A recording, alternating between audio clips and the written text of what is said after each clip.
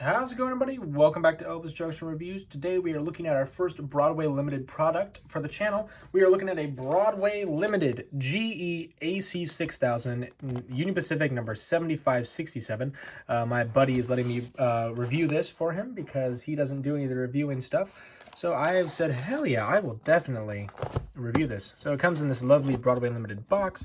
We have it in our foam. I believe this is the manual. That is what it looks like. Yep, operator's manual, as well as I do not know what that is. And this looks like the diagram. Oh, yep, this is the exploded view of the diagram right here. Doesn't look like there's a lot of parts on this locomotive, but I suppose we will find out soon. So let's get this all off to the side. So hold on to that clear plastic. Here it is inside of that foam packaging. As you can see, this is an AC6000, and I will explain what that is when we do our history. So let's pull that plastic off. And there's our locomotive, all nice and... Oh, it's heavy. I didn't think it'd be that heavy. Holy cow. Okay, that is a heavy, heavy locomotive. All right, now we have it in the box. Let's get into some history. Alrighty, so now that we have the locomotive out of the box, let's talk a little bit of history. We need to go back to the 1990s. EMD and GE kind of turned their whole rivalry into a horsepower race, especially with the introduction of AC traction. Now, their first dabbles into AC traction were with the SD60 Mac, the AC44, the SD70 Mac, and the SD80 Mac. But after the SD80, the locomotive manufacturers, specifically CSX and UP, they wanted higher horsepower locomotives that were not only strong, but also fast. And so EMD came out with the EMD SD90 43 Mac, and which had 6,000 horsepower, and this was GE's version. This is the AC6000 AC traction and with 6,000 horsepower. Now, coming out of a 16-cylinder engine, that's not very good. And these locomotives were just like the SD90s. They were very prone to overheating, and they overheated a lot. In fact, it had happened so much that in the end, the UP they took out the original engine and swapped it with a 4,400 horsepower engine that was seen like in an AC44.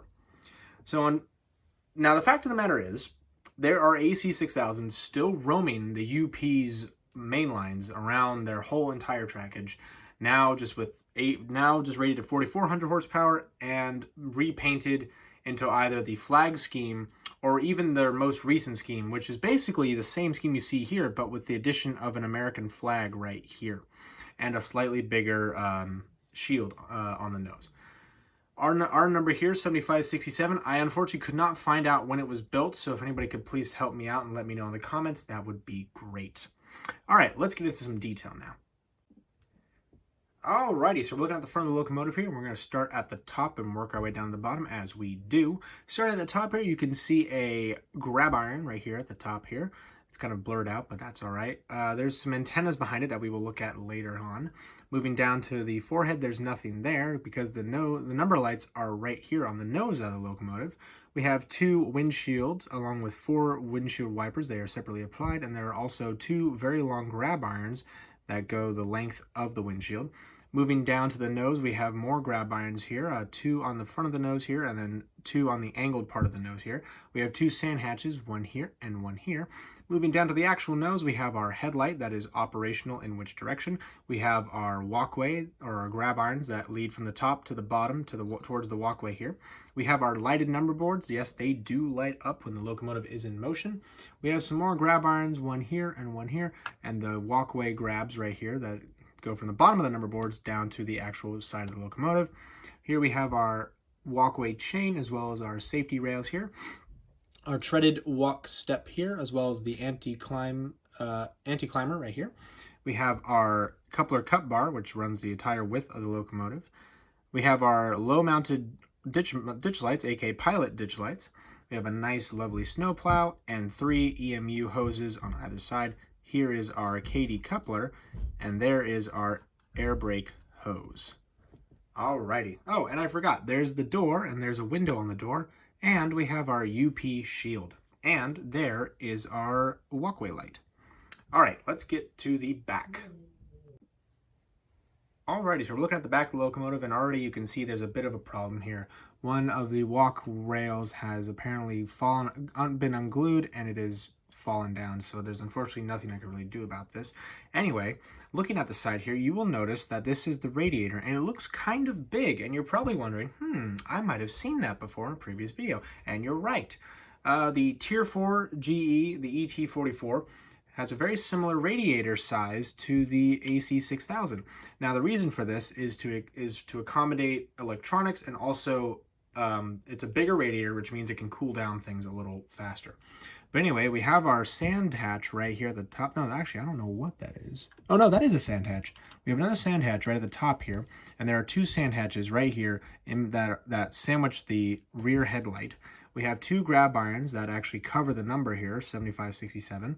We have more grab irons here that lead down to the walkway. I think that is an anti-climber. Here is our little step, so if you need to traverse the locomotive to another locomotive. Here is our coupler cut bar and our coupler, which is off to the side. We have another brake hose here, and just like the front, we have 3 EMU hoses on either side of the pilot here. And I think that's about it. There's actually no spare knuckles here. That's very surprising. Okay, so let's move on to the side. Alrighty, we're looking at the conductor's side of the locomotive, and you can see right away there is our lovely number, 7567. Down below here is some legible reading. Right under here, I believe that says C44AC or C60AC. Then below here says under warranty, which means this locomotive is insured, I believe. You can actually see the crew figurines inside the locomotive here. The top does not come off. Broadway doesn't do that. We have our phenomenal truck detail here, as well as our ground lights right here. Here's our steps up to the front of the locomotive. You can also see our lovely brass bell, and we also have some more this is some illegible writing right here. Pulling the locomotive forward, you can see our lovely big fuel tank. And actually, by the way, this locomotive is genuinely actually heavy, which makes me wonder if this is a brass hybrid locomotive. I don't believe it is, because Broadway Limited does do brass hybrid steam locomotives, and I was thinking, have they done that for their diesels? I don't believe they have. You can see the horn here on the top of the long hood. We have our lovely Union Pacific, and some more walkway steps up to the top of the locomotive. Actually, in fact, you can see this thing has 2 exhaust holes right there, which is actually uncommon. Actually, on most of the models, or actually most of the actual locomotives, they have a singular exhaust. Moving the locomotive right on here, you can actually see the big radiator, which does look similar to a Tier 4's ET44's radiator, just a little bit different. And obviously the smokestack would be, not smokestack, the exhaust stack is not on part of it. Actually, here, I'll flip it so you can look into the ginormous radiator. And there's that sand hatch I mentioned earlier. Okay, so let's get into my final thoughts about this locomotive. In terms of weight, this locomotive is an absolute beast. I mean, it's probably the heaviest locomotive I've ever picked up that was not like an actually entire brass locomotive, or just made purely out of metal, because I believe this body is entirely plastic. I'm just not sure, because this fuel tank down here is made out of metal, and it's very heavy. But anyway, this locomotive, it looks great. It's a Broadway Limited, so it's gonna have the detail, but at the same time, no. Sometimes Broadway Limited can be a little bit odd about their detail, from what I'm told. Remember, I was told that. That is not my personal opinion. But anyway, it still looks great in general. So, I really hope Broadway Limited comes out with another run, because I'd really love to get one of these myself. Like I said, this is my friend's. He's letting me borrow it so I can do this review.